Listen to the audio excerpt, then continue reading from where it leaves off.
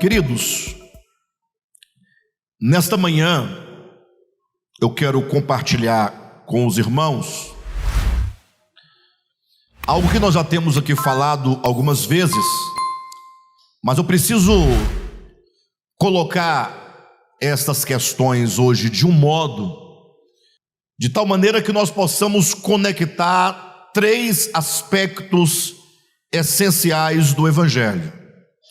O primeiro é a igreja enquanto esse fenômeno espiritual, fenômeno social, igreja enquanto acontecimento, igreja enquanto comunidade, a reunião dos santos. Nós precisamos compreender as coisas muito básicas do Evangelho, porque às vezes, como eu falava agora acerca do partir do pão, o tempo vai passando, a gente vai praticando um tanto de coisas, mas no final a gente não sabe por que a gente pratica isso ou aquilo outro. Quando nos falta a compreensão daquilo que nós fazemos, nós acabamos por fazer como um mero rito, acabamos por praticar como um mero procedimento religioso, e nós então deixamos de alcançar e de tocar a realidade espiritual por detrás dos fatos. Então, eu quero falar sobre a igreja enquanto congregação. Por que nós precisamos da igreja? Ou será que nós não precisamos da igreja? Quando Cristo, ele estabelece a igreja, vírgula, ou ele não estabeleceu a igreja? Não é? Estamos colocando para vocês pensarem isso. Qual era o propósito? Qual o objetivo de igreja? Hoje, se você for analisar de modo frio, calculista, é provável que você chegue à seguinte conclusão: não, igreja é coisa que a gente, quando tem um tempinho, a gente dá uma passada por lá, e vê os irmãos e pronto. Até porque você sabe exatamente o que vai acontecer aqui, não é? Você que sabe que vai chegar aqui, os irmãos vão tomar um café da manhã ali, um pãozinho de queijo. Você sabe que é pão de queijo, não tem jeito, não tem outra coisa, não é? Não tem um patezinho, não tem nada, é pão de queijo, bolinho de queijo. Tinha aí um cuscuz, mas parece que já tiraram. Estava ficando muito caro, né? Vai ter um cafezinho preto e um suquinho também de goiaba, fraquinho, tadinho, o suquinho do irmão, mas tá lá, um suquinho de goiaba, né? De caju. Cadê o irmão José? Coloca mais suco lá dentro, moço. Eu tomei um suco de goiaba hoje que eu falei a verdade, misericórdia. Coloca mais uma goiaba a mais, coloca uma goiaba a mais lá dentro. Aí bate, vai ficar mais forte, né? Aí, tá bom, aí os irmãos, a Vera começa a gritar lá atrás para os irmãos entrarem, porque vai começar a reunião. Aí os irmãos não entram porque estão conversando, então a igreja já começou lá fora, né? Abraçando e tal. O Josué já está aqui sentado já, esperando, pensando o que ele vai falar para mim, para poder falar: Alexandre, tem que resolver, Alexandre, porque não dá, os irmãos estão lá fora, não entra, e o Josué fica aqui nervoso, né? Eu estou mentindo, Pedro? Estou mentindo? É verdade? Então, pois é.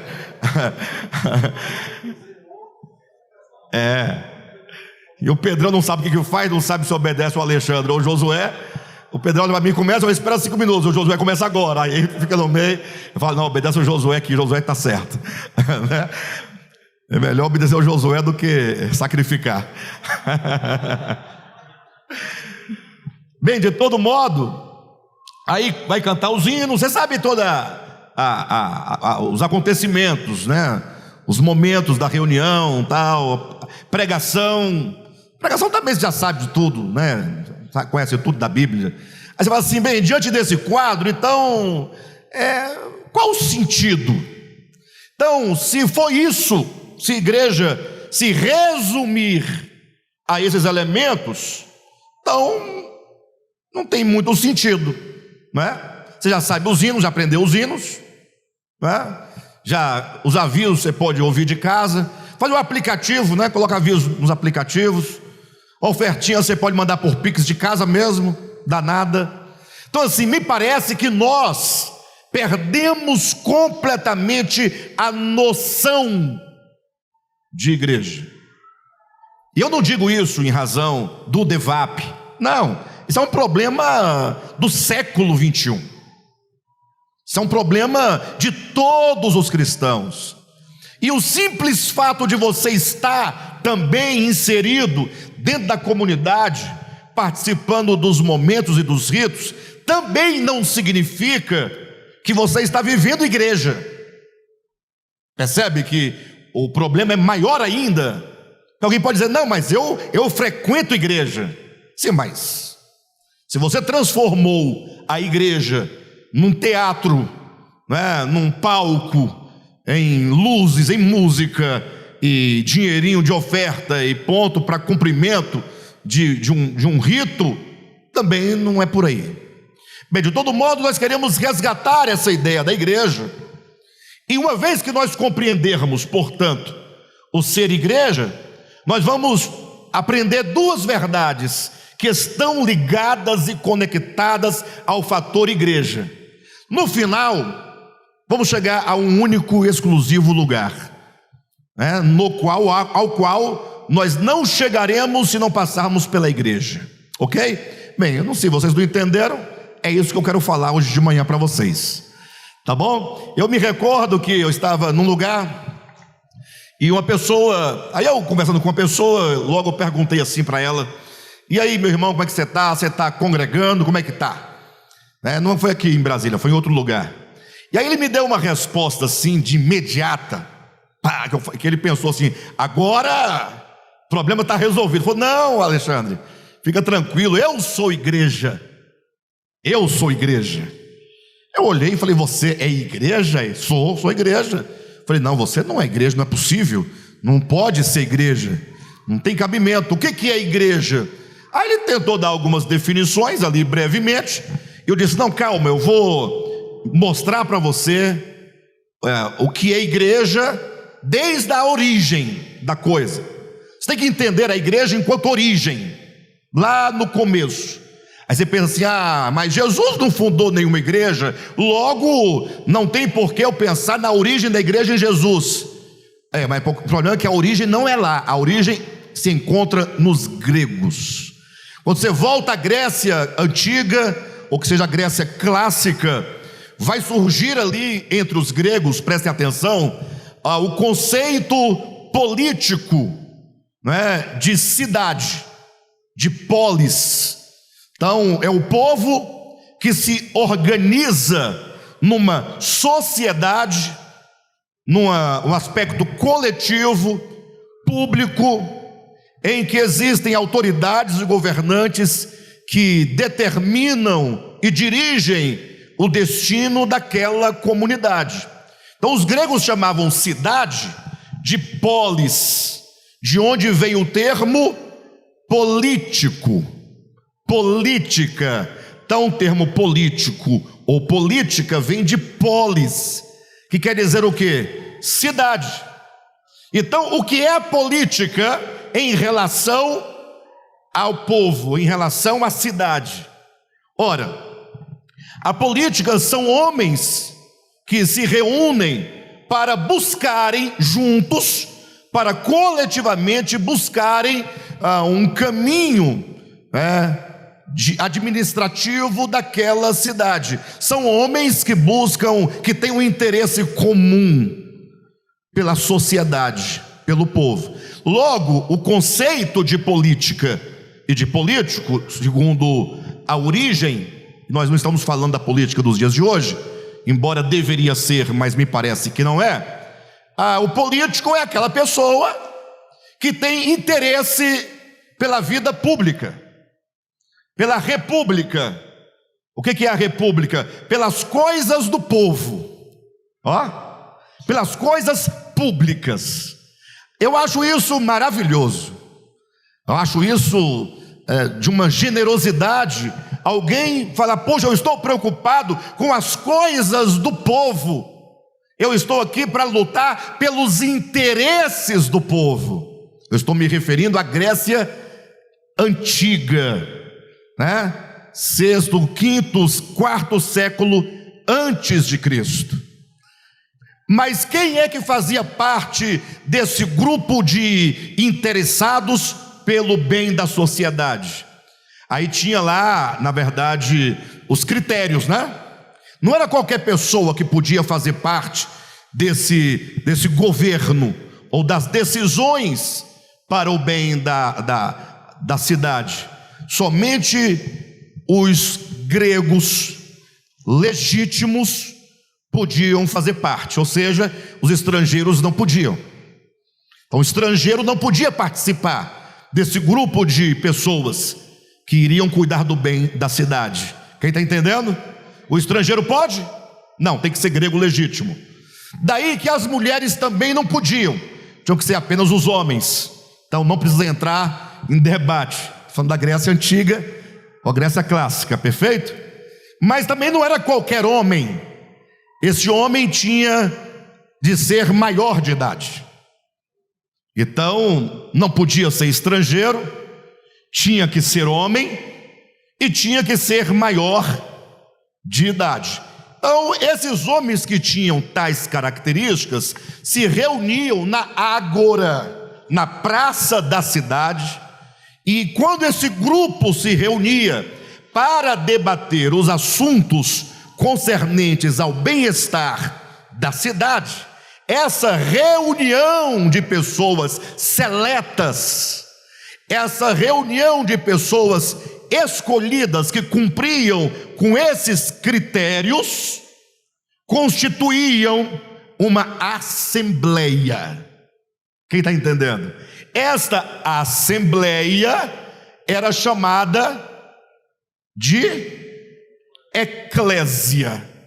Então a palavra eclésia, que vai originar a palavra igreja, não nasce da Bíblia, ok? Tem nada a ver com a Bíblia. Depois nós vamos chegar na Bíblia, mas por enquanto estamos apenas nos gregos. Mas havia um detalhe interessante, olhem para mim. Vocês estão entendendo, pessoal? Eu não estou pregando sobre os gregos, tá? Eu estou trazendo a construção do sentido da palavra eclésia, que começa lá, senão a gente não entende aqui. Mas acontece que no tempo dos gregos, em que havia a polis, havia os políticos. Quem são os políticos?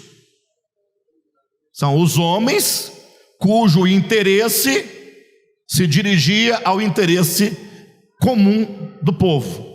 Os republicanos cuidavam das coisas públicas, preocupados com as pessoas, com as famílias, com a educação e etc.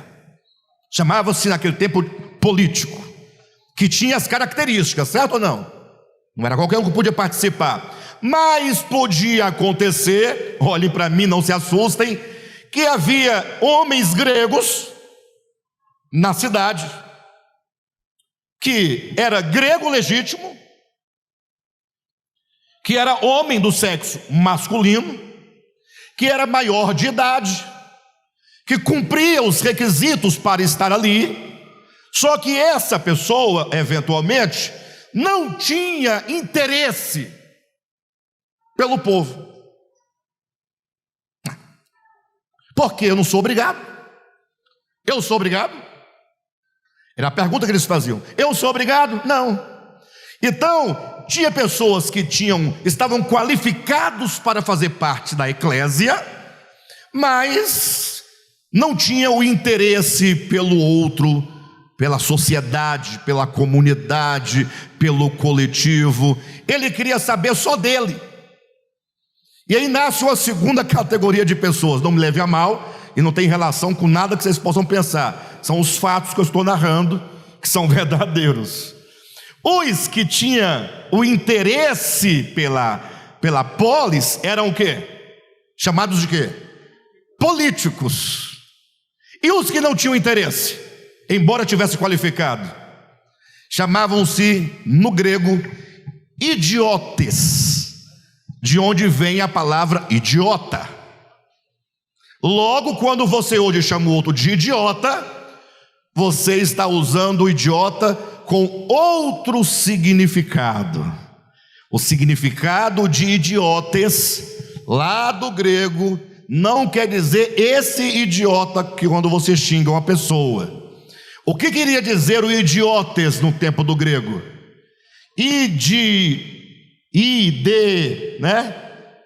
Idiota, que vai vir de idiosincrasia, identidade, indivíduo, certo? Tem essa mesma raiz. O idiotes era aquele que olhava para o seu próprio umbigo, olhava somente para si. Então tinha duas categorias de gregos naturais, homens e maiores de idade: os que se preocupavam com a polis e os que não queriam saber da polis. Os que queriam saber da polis e dedicavam a sua vida para que a polis fosse próspera, abençoada, que estava envolvido com os interesses coletivos, eram os políticos. E os que, tendo todos os critérios, mas não tinha nenhum interesse, olhavam somente para si, interessavam somente por si, eram os idiotas. Entenderam ou não? Mas isso era nos gregos. Essa assembleia, portanto, de políticos, mas não entenda políticos no sentido de hoje, naquele tempo bastava ser cidadão grego, bastava ser homem, bastava ser maior de idade, você tinha direito de participar dos debates na ágora. É lógico que nos debates da ágora prevaleciam os oradores profissionais, né? Os retóricos, que com suas prédicas tal, acabava dominando todo o discurso. Mas de todo modo, assim acontecia lá com os gregos. Portanto, a palavra eclésia, igreja, para os gregos, não dizia respeito a um grego, não dizia respeito a qualquer grego, não dizia respeito a qualquer pessoa. Ou seja, eclésia para os gregos era comunidade, ponto. Comunidade é um termo coletivo, comum. Ou seja, não pode haver para os gregos eclésia com uma pessoa só. Eu sou eclésia. Não. Você é um cidadão que cumpre os requisitos para participar da eclésia. E a eclésia só existe e só acontece enquanto reunião, enquanto congregar. E a palavra congregar tem o prefixo com, que é mutualidade, e gregar, de gregário, que vai dar na palavra ovelha. Congregar é ovelhas que estão juntas, numa relação de mutualidade. Estamos trabalhando até agora conceitos gregos e a própria história dos gregos, ok, pessoal? Passa o tempo, está lá Jesus Cristo com seus discípulos. Olhem para mim, ele estava em Jerusalém, e quando se está em Jerusalém é difícil falar, porque em Jerusalém os ares religiosos, os ares da religião, do dogma, do pragmatismo, da tradição é muito forte, tão forte, que Jesus falava, se Jesus falasse algo de revelador lá em Jerusalém, capaz que ninguém entenderia absolutamente nada. Aí o texto lá de Mateus 16 vai dizer que indo Jesus para os lados de Tiro e Sidom. Ora, Tiro e Sidom eram duas cidades pagãs, uma região de paganismo. Ou seja, Jesus se afasta dos ares dogmáticos, da tradição, da cultura, da religião judaica, chama seus discípulos 12 e fala: venham para um lugar onde eu possa perguntar algo, eu possa revelar algo, fora desse dogmatismo, pragmatismo religioso.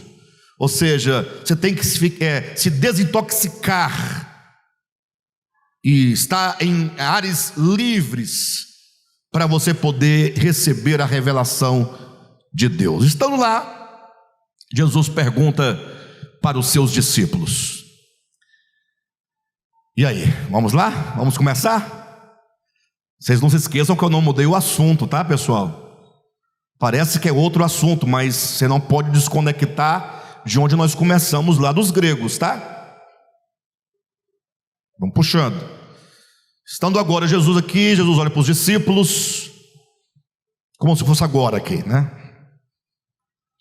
Aí Jesus pergunta: o que que as pessoas, o que que o povo diz que eu sou? O que que as pessoas dizem que eu sou?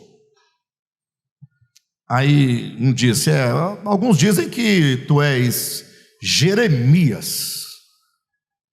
Estranho, né, Josué? Outros dizem que tu és João Batista. João Batista já havia morrido nesse momento, tá? Tinha sido degolado. Outros dizem que tu és, sei lá, qualquer um dos profetas antigos aí. Bem, eu não quero entrar nos méritos da conversa, mas já deu para perceber que esses discípulos de Cristo, em razão da tradição, da cultura judaica, eles tinham uma ideia relacionada a alguma coisa semelhante à reencarnação. Porque a resposta que eles deram, as pessoas dizem isso. O que diziam? Não, ele é João Batista, mas como pode ser? Batista morreu. Jeremias, não pode ser Jeremias, Jeremias morreu. Veja que eles identificavam Jesus com alguém do passado, que havia retornado. Bem, mas isso não tem relação com o que estamos dizendo. Só se eles pensarem um pouco mais, expandirem a ideia. E aí Jesus pega e responde assim: bem, isso é o que as pessoas dizem a meu respeito. Agora vem a pergunta: e vocês? O que dizem que eu sou? O que dizem que eu sou? Agora é a questão. Se você estivesse presente naquele momento e Jesus perguntasse: Cadmo, o que você diz que eu sou? O que é Jesus? O que ele representa no âmbito da economia de Deus? Será que você tem experimentado o Cristo como ele é e para o qual ele veio? Ou você tem o seu Cristo que você criou para as suas satisfações, para o seu idealismo pessoal? E vocês, o que dizem que eu sou? Aí Pedro dá um passo. Pedro era forte, né? Terrível. Ele diz: olha, tu és o Cristo, o Filho do Deus vivo. Agora, vamos convir, ele não disse muita coisa, né? Ou melhor, ele disse muita coisa, mas não, veja, ele disse muita coisa, mas ele não disse muita coisa. Porque se eu falar assim, tá, e daí? Tu és o Cristo, o Filho do Deus vivo, mas e daí? Para onde é que vai? Você vai sair, diz é o Cristo, Filho do Deus vivo, né? Tá, e aí? Ele é o Cristo, mas e aí? O que você faz com isso? O que você faz com essa expressão, tu és o Cristo, o Filho do Deus vivo? O que isso significa? Qual é a profundidade disso? Qual é a essência disso? Qual é a realidade disso? Observe que nós podemos levar por anos a fio uma doutrina correta nos seus termos, mas sem mesmo sabermos o que significa. Se eu perguntar à igreja, quem é Jesus para vocês? O que vocês vão responder? Ele é o Cristo, o Filho do Deus vivo. Está errado ou está certo? Está certo? Ué, está certo. Aí eu falo, mas e aí? Eu falo, não, aí eu não sei. Agora aí, daí para frente eu não sei mais de nada, eu só sei isso. Mas Jesus vai explicar o que quer dizer tu és o Cristo, o Filho do Deus vivo. Ele vai explicar. E aí ele começa dizendo assim: muito bem, Pedro, muito bem, respondestes bem, respondestes corretamente, bem disseste, porque eu sou o Cristo, o Filho do Deus vivo. Mas saiba de uma coisa, primeiro, olhem para mim, não foi carne nem sangue quem te revelou isso, não foi. Ou seja, para você poder chegar à conclusão, à clareza de que Jesus é o Cristo, o Filho do Deus vivo, você terá de receber revelação da parte do Pai. É Ele quem revela. E Jesus fala: então eu te digo que tu és Pedro. Então, veja a sequência. Não foi carne nem sangue quem revelou a você que eu sou o Cristo, o Filho do Deus vivo. Esta revelação veio da parte do meu Pai. Agora, vamos entender o Cristo, o Filho do Deus vivo. Jesus disse: e eu também te digo. Ou seja, o Pai disse a você quem eu sou. Agora eu quero dizer para você quem você é. Essas coisas não... Ah, Jesus, tem de misericórdia do teu povo. O Pai disse a você quem eu sou. Agora eu vou dizer quem vocês são. Também eu te digo que tu és Pedro, e sobre esta pedra eu edificarei a minha igreja. E a partir disso aqui começa uma discussão infinita, teológica, que vai muito longe do sentido das palavras de Jesus. Quando ele diz: eu também digo que tu és Pedro, a palavra Pedro lá na língua grega é Petros. Tu és uma pedra. O que você é, Josué? Uma pedra. O que você é, Pedrão? Pedrão, deu certo. A pedra. Rosirene, o que você é? Uma pedra. Cádmio, pedra. Jesus diz: eu também te digo que tu és Pedro, ou que tu és Petros. Petros é uma pedra. E sobre esta pedra eu edificarei a minha igreja. Temos aqui três coisas. Primeiro, tu és Pedro, ou tu és Petra, ou Petros, desculpe-me. Ou seja, vocês são pedras, perfeito? Que serão edificados sobre esta pedra. Esta pedra, e a palavra pedra aqui já não é Petros mais, é Petra. Sobre esta pedra, que também é pedra. Ou seja, existe uma pedra e existem as pedras. As pedras serão edificadas sobre a pedra. Vão perguntar: quem é esta pedra? Alguns, no caso os católicos, dirão que a pedra é Pedro. Mas, puxa, é uma coisa muito simples para entender. Vocês que são da área da língua portuguesa, da gramática, né? Qualquer pessoa poderá entender, mas vocês ainda mais, prestem atenção. Se eu disser assim para o Josué: Josué, você tem uma Bíblia aí? Levanta bem alto, fica de pé, mostra para a igreja a Bíblia. Quem está vendo a Bíblia do Josué? E agora, eu também tenho uma Bíblia. Nós temos duas Bíblias. Em bom português se diz esta Bíblia. Em bom português diz essa Bíblia. Esta. Em bom português se diz, o Marcinho, levanta, Marcinho, aquela. Fica de pé, Marcinho, pronto. Então olha para mim, aprender língua portuguesa. Eu estou dizendo esta Bíblia. Vocês não podem dizer esta Bíblia, viu? Só eu posso dizer esta. Eu tenho o domínio dessa palavra. Por quê? Porque está perto de mim. Esta. Agora, essa Bíblia que o Josué segura a mão não é esta, é essa para a qual eu aponto, está longe de mim. Mas tem uma Bíblia mais distante, que é a do Marcinho. Aí eu não digo essa Bíblia, eu digo aquela, esta, essa, aquela. Muito obrigado, queridos, vocês são maravilhosos. Quem aprendeu um pouquinho hoje?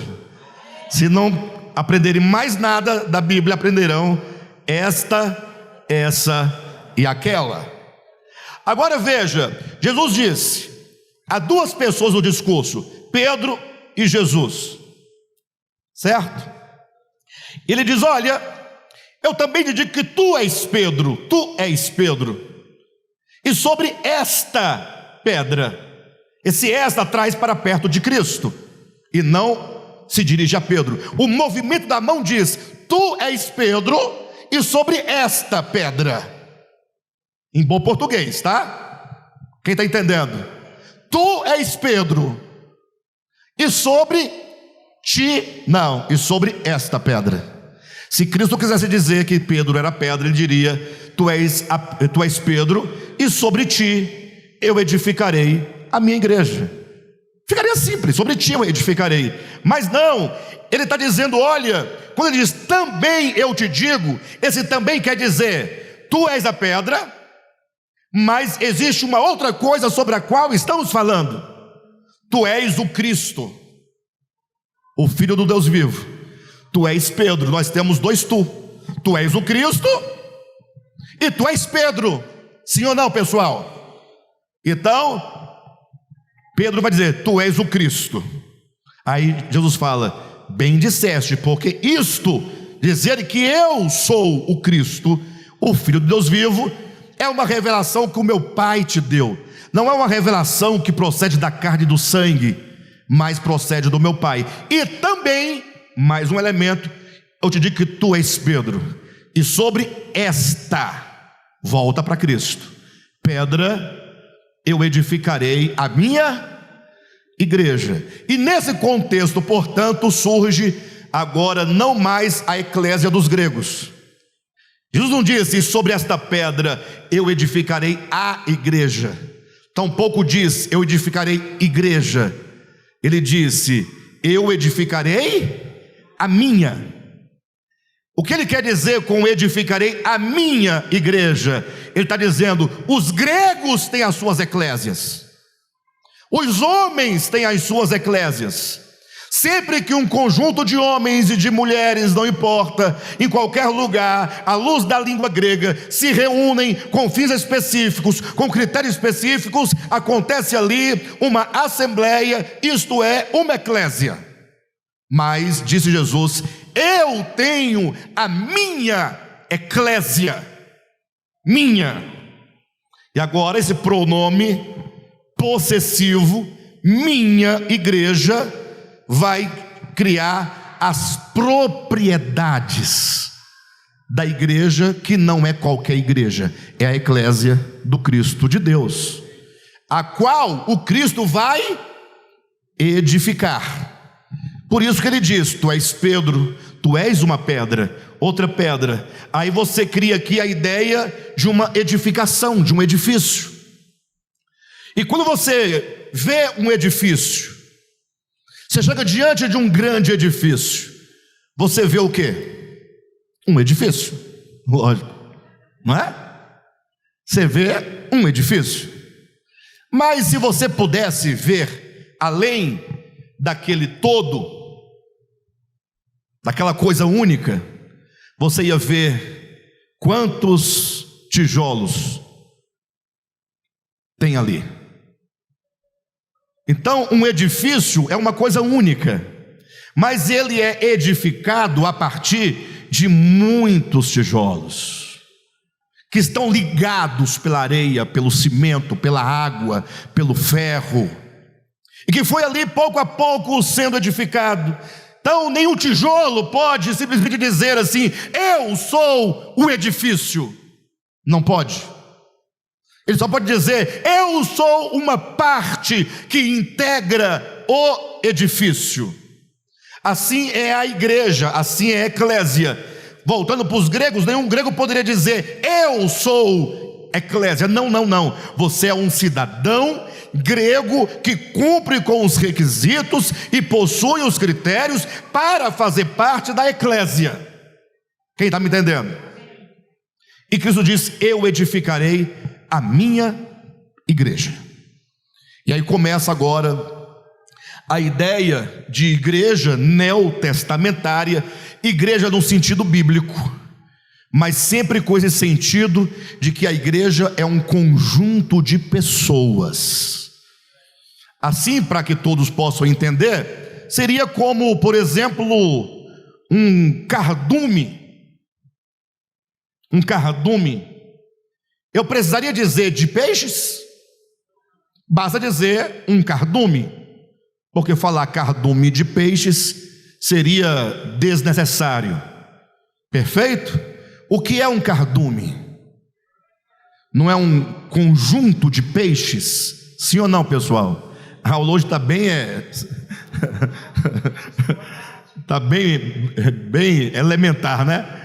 Então, quando nós temos ali um cardume, você tem muitos peixes juntos, mas de repente vem um predador para comer aqueles peixes, e os peixes saem correndo. Entenderam o que é nadando, né? Vocês entenderam que eles saem nadando, mas saem correndo, nadando rapidamente.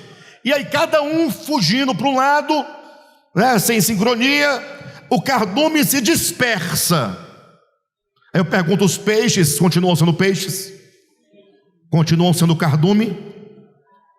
Os peixes dispersaram. Continua sendo cardume, mas continua sendo peixe? Logo, o cardume só existe quando os peixes estão juntos.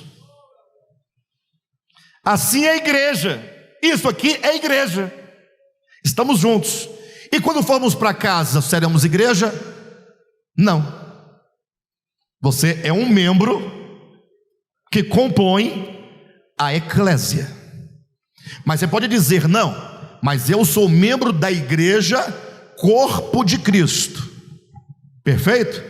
Bem, aí nós vamos começar a entender que eclésia, corpo de Cristo, noiva de Cristo, todos esses nomes, eles são características da obra de Deus em nós, mas não são a mesma coisa.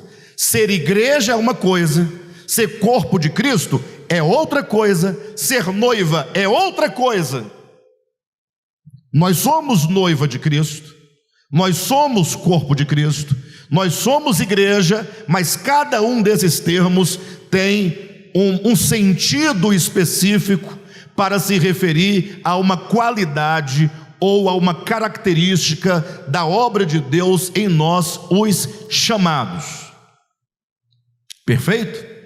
Agora, existe um conceito de igreja, e é um conceito teológico, que diz o seguinte: a igreja mística de Cristo, assim como se pode dizer o corpo místico de Cristo.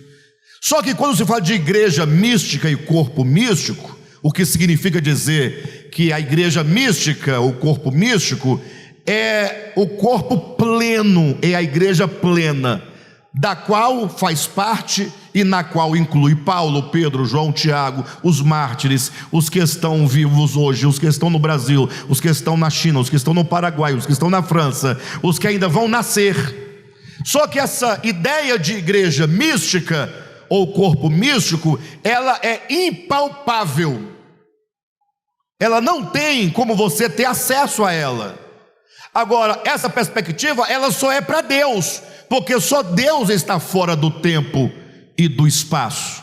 Nós que estamos no tempo e no espaço, nós estamos sujeitos a experimentar as coisas eternas no plano da nossa vida prática, porque daí vai surgir as igrejas, plural, as igrejas no Novo Testamento: a igreja de Éfeso, a igreja de Corinto, as igrejas da Galácia, porque Galácia não era uma cidade, era uma região com várias cidades, a Galácia. Então, a igreja de Colossos, a igreja de Filipos, ou seja, são os irmãos que mantêm uma relação de comunhão, de fé e de amor em uma determinada localidade. É chamada a expressão prática da igreja. Bem, quem entendeu até aqui o conceito de igreja? Até aqui o conceito de igreja. Mas a pergunta é, tá, mas e aí? Agora, e para que serve essa tal da igreja? E há muitas finalidades, eu só vou apontar uma por causa do tempo. Para que serve a igreja? Para que serve a sua casa? A sua casa, senhores. Já pararam para pensar? Que não serve para nada? Hein? Olha para cá. Para que serve, pessoal, a família? Pare para pensar um momento. Fala a verdade. Não, pense com verdade. Não diga não, porque você pode falar bobagem. Para que serve a família? Agora, quantos aqui, na sua adolescência, 14, 15 anos, se não falou, pensou, quando eu ficar de maior, eu vou sair fora dessa casa? Quem já pensou isso? Se não pensou, falou. Se não pensou nem falou, alguém já disse, você já ouviu, conhece alguém. Eu mesmo um dia fui embora de casa. Foi só uma noite, não aguentei o tranco, voltei. Não é fácil sair de casa. Mas casa é um problema. Casa é difícil. Não é fácil. Para que serve a casa? Tá bom, deixa eu continuar aqui por causa do horário, mas eu já entendi. Olha, o Zé Lima está dizendo o seguinte, que ele sofreu muito para construir a casa. Hoje, pode falar, né? Aqui no público? Pode? Aí mora com os netos agora na atualidade. Aí os netos querem mandar na casa dele, ele construiu, não foi, ele é o chefe da casa, tal. Ele falou assim, ó, se vocês continuarem assim, eu vou me embora da casa. Mas o avô diz isso, aí o marido diz isso, a esposa diz isso, as mães falam isso mais que todo mundo. Toda mãe fala assim, uma hora eu fico louco e vou embora dessa casa. As mulheres falam, você vai ver, um dia eu ainda vou sair dessa casa. Isso porque ninguém está colaborando em arrumar a casa. Aí a mãe arruma, reclamando, e assim, um dia vocês vão ver. Bem, por que eu perguntei para que serve a casa? Porque numa casa há muitos problemas, muita dificuldade. E a pessoa que não fizer a leitura correta de um lar, ela vai acabar dizendo o seguinte, olha, eu não vou ficar nessa casa. Porque você vai ter 1 milhão de motivos para sair da sua casa. E você vai ter poucos motivos para permanecer dentro dela. Só que não é uma questão aqui de quantidade de motivos, mas é a questão da qualidade. A pergunta é, para que serve a igreja?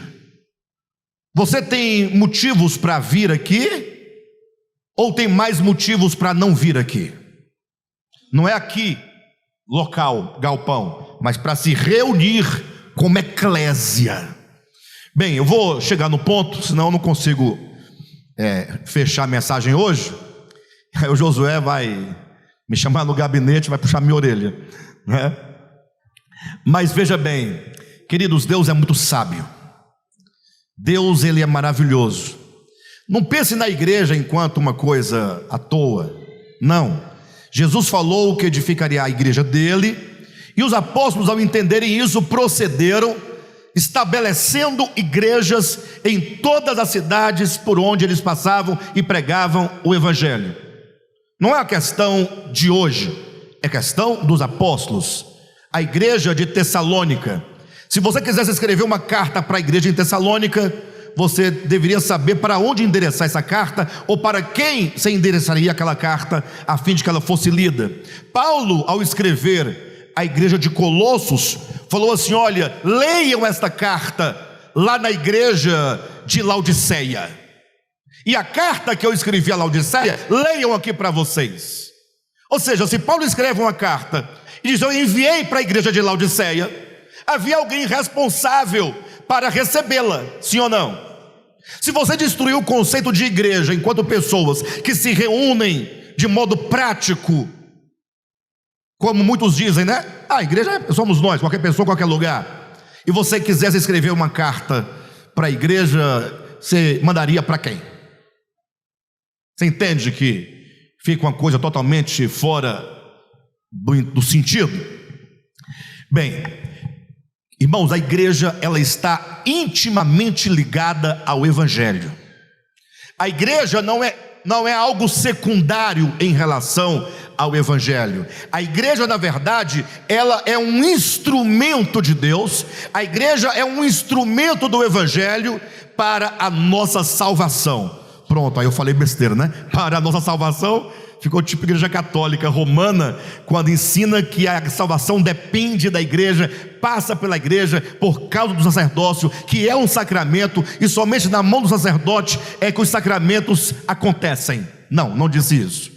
Eu estou dizendo que a igreja, ela é um instrumento de Deus, que Deus dela se utiliza para realizar de modo prático e efetivo a salvação dentro de nós. Bem, em suma seria basicamente assim, me acompanhe no seguinte raciocínio. Cristo veio ao mundo para promover a salvação do homem. Ora, o que é a salvação do homem? Essa é a grande pergunta. Efésios capítulo 2 responde, quando diz que a cruz é o lugar onde toda inimizade é desfeita. A cruz é o lugar onde a parede da separação é derrubada. A cruz, portanto, significa unidade, significa verdade, significa amor. A cruz é unidade, a cruz é verdade, a cruz é o amor. Ou seja, na cruz, o Cristo de Deus diz: venham vocês que estão perto e venham vocês que estão longe, e na cruz nós vamos formar um só corpo com Deus.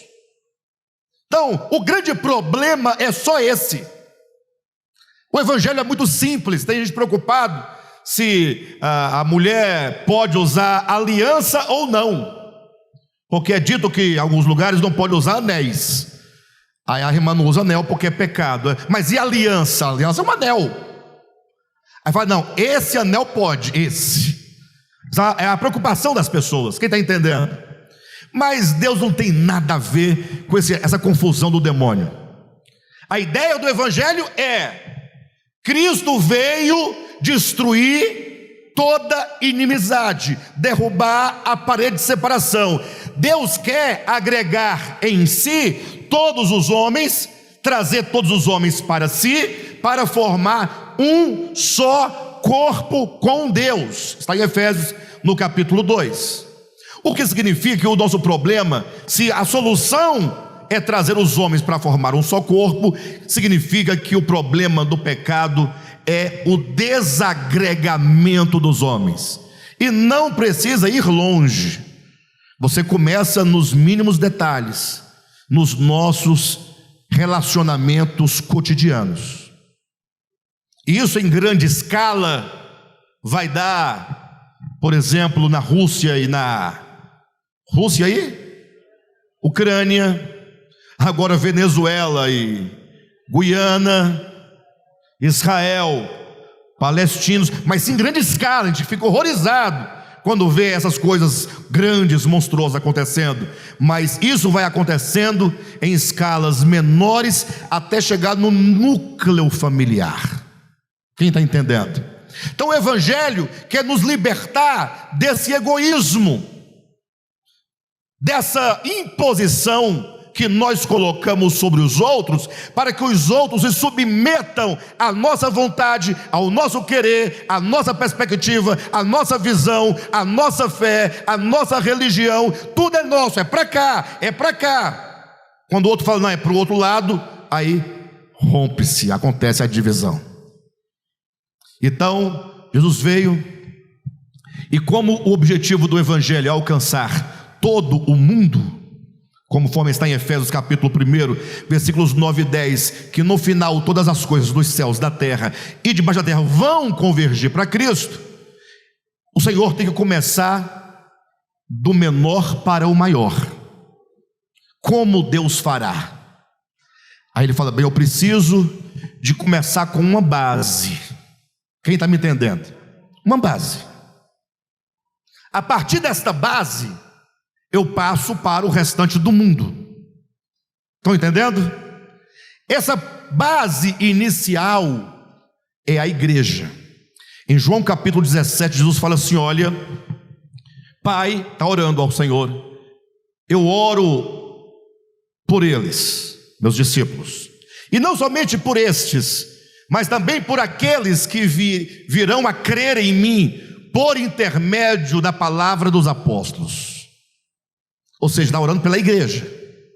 Aí ele diz, Pai, eu oro para que eles, a tua igreja, sejam um, assim como eu sou um contigo e tu és um comigo.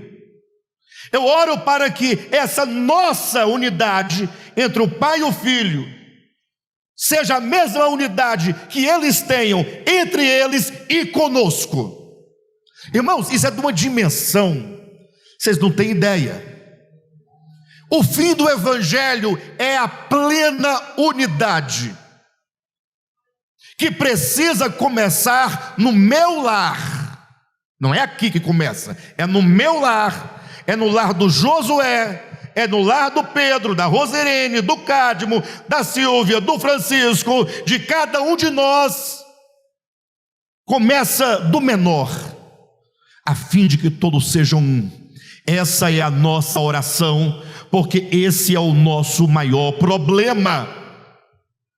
E aí então, Pai, para que eles sejam um, como tu és em mim, eu em ti, sejam eles também em nós, para que o mundo creia que tu me enviaste. Quem quer que o mundo creia que Jesus é o enviado do Pai? Você quer? O que fazer? Pensa comigo. O que fazer? Fala a verdade, você quer que o mundo... quantas vezes você discutiu com alguém, tentando convencer que Jesus é o Cristo, e o cara, é nada, vai para cima de mim com essa conversa furada, e você ficou chateado com a pessoa, e falou, o fulano não ouve o evangelho, ele não acredita no evangelho, o fulano é incrédulo. Quem já passou por isso? Mas para que essa bobagem? Jesus disse, olha, quando vocês forem um, o mundo crerá. Pronto. O problema começa a ser resolvido aqui. O problema é que a unidade começa pela igreja.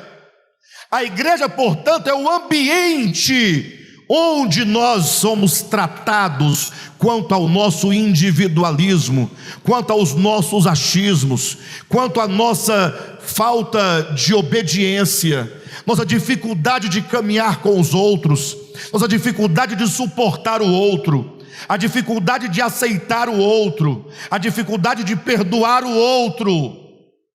Ou seja, Deus falou assim, olha, eu vou colocar vocês dentro de um ambiente prático de vida cristã, onde vocês aprenderão a amar o outro. E amar não é, eu sinto uma coisa tão gostosa, um amor pelos irmãos. Para de bobagem. Para de bobagem. Esse tipo de amor aí não tem futuro nenhum. O amor pelo outro não é um sentimento, é uma verdade que se instaura dentro de você, que é admitida por você, e que você agora passa a aplicar essa verdade em relação ao outro. Eu respeito o Josué, porque ele é meu irmão. Eu perdoo o Josué, porque ele é o meu irmão. Eu suporto o Josué, porque ele é o meu irmão.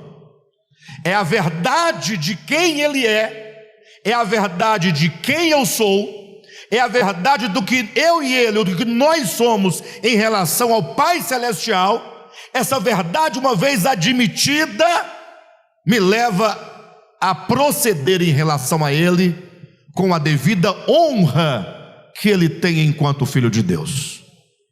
Alguém diz, mas na minha casa eu posso fazer a mesma coisa. Eu digo que não pode. E eu vou tentar explicar mais uma vez. Olha, veja bem, muitas coisas nós fazemos na nossa casa e fazemos na sociedade, porque nesses ambientes nós somos obrigados a proceder. Numa casa o pai fala assim, senta aí, para o filho, senta aí. E vocês não querem, o filho não quer sentar, mas ele senta. Sim ou não? Pede perdão. O menino pede perdão. Agora abraça, ele abraça. Pronto, agora vamos brincar e para com isso. Porque é obrigado a fazê-lo. Sim ou não? Na igreja você é obrigado. Na igreja a Rosirene brigou com a Vera. Um exemplo, né? Vocês nunca brigaram, graças a Deus. Mas às vezes coincide, sem eu saber, às vezes pode acontecer. Aí fica tipo fofoca, né? A Rosirene brigou com a Vera, complicou, azedou o negócio, está difícil, tal. E agora? É a pergunta. E agora? Primeiro, o que costuma acontecer, uma das duas para de congregar. Geralmente, sim ou não? Às vezes as duas param de congregar porque não sabe que a outra parou. Como uma não sabe, quando parou, falou, eu não vou. Aí você fala, mas por que não vai? Não, porque eu não consigo olhar na cara daquela. Aí solta o nome. Então, vocês não são obrigadas, vocês vão para outra igreja, ou não vai para igreja nenhuma, e pronto. Então, se na casa o pai obrigaria as duas a se perdoarem e se abraçarem, e resolveria o problema, elas seriam reconciliadas por coerção do pai. Aqui é por amor, é voluntário. Você perdoa se você quiser. Então a igreja é um ambiente onde você é totalmente livre para aprender a amar, aprender a perdoar, aprender a suportar sem coerção. É lógico que se vocês não se perdoarem, isso vai ter um problema lá na frente, mas não vai ser comigo, nem com ninguém daqui, é outra situação. Mas aqui, vocês não são obrigados. Na sua casa, por exemplo, o filho vai crescendo e vai trabalhando, o pai falou, a partir de hoje, está trabalhando, você vai pagar energia, viu? Talão de energia agora é seu. Acontece isso? Na Rosirene parece que não acontece, ela está super assustada, achando isso um absurdo. A Rosirene acha isso um absurdo, mandar o filho pagar um talão de luz. A Rosirene está tipo assim, não acredito que eu estou falando dessas coisas. Mas acontece, Rosirene. É porque na sua casa vocês são dono da SEB. Mas geralmente o pai, até para ensinar o filho mesmo a ter responsabilidade, não é nem o dinheiro em si, é a vida que exige, que a vida é assim, não é? Aí o filho acha bom que vai pagar o talão de luz, mas ele paga. Se não pagar, o pai ameaça fazer o quê? Cortar a luz do seu quarto, as tomadas do seu notebook, cortar o chuveiro. Aí o que a pessoa faz? Ela paga. Não paga? E na igreja, a nossa luz aqui, você quer ajudar a pagar o talão? Só se você quiser. Não é interessante? Aqui você vai aprender. Fala, eu amo os irmãos, eu quero participar, porque eu amo. É só amar. Igreja é ambiente de liberdade e de responsabilidade. Mas é o lugar onde você, e é somente na igreja que tem tal ambiente.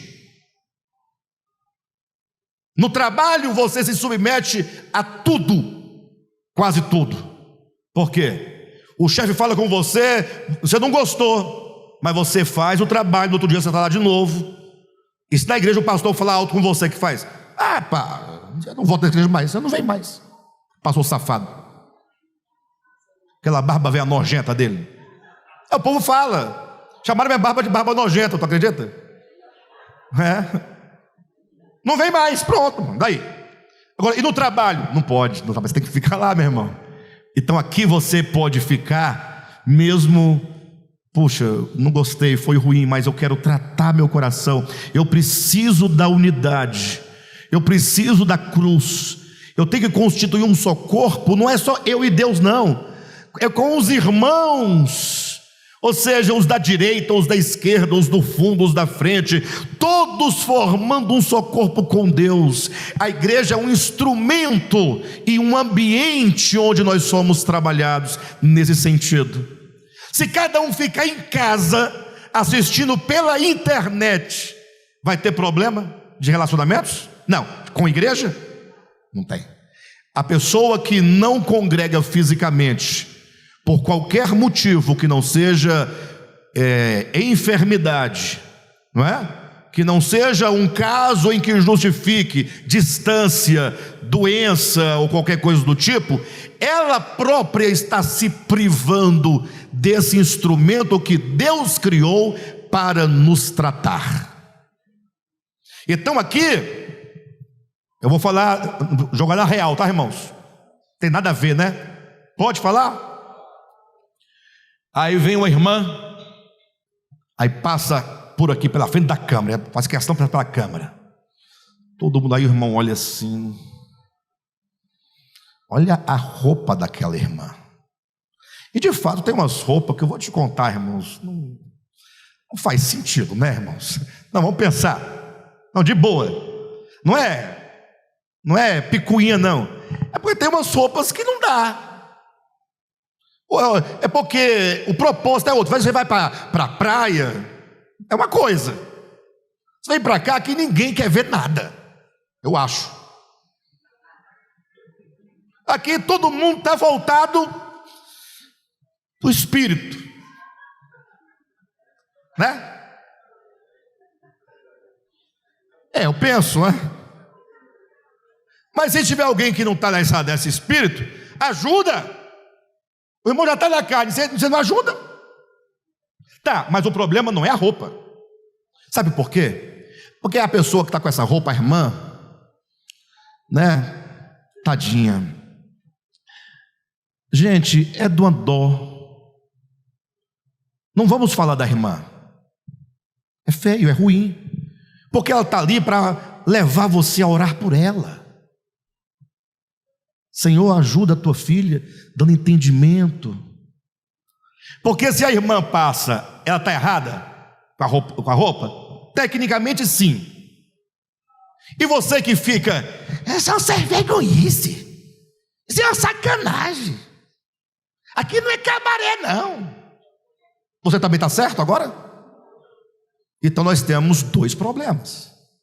Uma irmã que precisa de amadurecer e de compreender que precisa se ajustar um pouquinho mais na vestimenta, sim ou não? E o outro que tem que tratar com a língua, e com acusação, e com justiça própria. Então percebe que tem dois lados tão negativos que tem que ser tratados. Mas de repente você vê aquela situação e se você não tem o dom de Deus da exortação, o que você faz? Você ora, Senhor, dá entendimento, ora por ela, mas de coração. Senhor, a tua filha, tão maravilhosa, aquela irmã, tão abençoada, mas tão tonta, ajuda, Pai. Mas aí de repente, a irmã Maria de Cerqueira, uma irmã serva de Deus, muitos anos, vida de oração, equilibrada, aí vê a irmã passando, aí olha, espera, fica ali em espírito de oração. No finalzinho ela vai lá dar um abraço da irmã e fala: minha irmã, não faça isso. Aí vai exortar. Aí ela pode exortar em amor. A Bíblia fala que as irmãs mais velhas, elas vão aconselhar as mais novas no Senhor, em amor, Talvez a irmã não ouça a que está sendo aconselhada, mas a irmã vai lá e ajuda.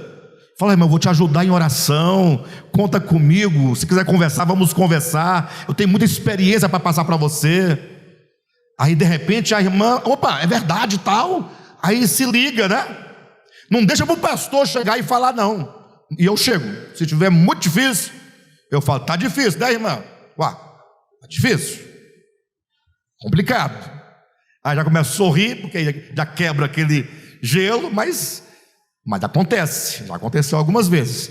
Mas quem está entendendo que a igreja é esse ambiente maravilhoso?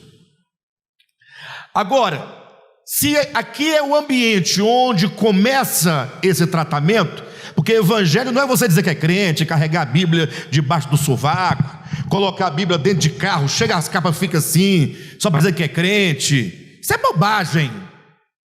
Cristão é evangelho e igreja é tratamento, é busca de unidade. E não há busca de unidade se eu não passar com você pelas dificuldades, pelos problemas, se eu não viver essa vida coletiva. Então, não temos que ficar falando mal do outro, mostrando a roupa do outro, falando do casamento do outro, não é isso. Aqui é onde nós vamos, na prática, aprender nos mínimos detalhes a unidade. Agora, se aqui é difícil, imagina agora nós todos em relação ao mundo, porque nós devemos depois, quando nós conseguirmos aqui dentro, o próximo desafio é nós olharmos para fora. E era isso que eu ia falar, que era o terceiro ponto. Não deu tempo, mas eu trago depois, próxima semana. Mas quem está me entendendo? Que aqui nós temos que nos resolver aqui. Nós já estamos resolvidos aqui? Aqui já estamos resolvidos? Não estamos. Aqui tem todo tipo de experiências. Então quando você viu uma coisa, não fale mal, né? Você viu? Não, irmão, não é por aí. Nós temos que encontrar a unidade. A pergunta é: como é que Jesus olharia para aquela irmã com aquela roupa? Ele ia deixar a irmã embora, depois falar para Pedro: tu viu lá, Pedro? Tu viu lá? Tem cabimento, Pedro? Jesus falando. Já imagina Jesus fazendo isso? Não faz sentido. Ele iria amar, abraçar, chorar, ensinar, ia ganhar aquele coração para a verdade. Amém, queridos? Bem, o nosso desafio é aqui dentro e depois é para fora. O de fora eu falarei na próxima semana.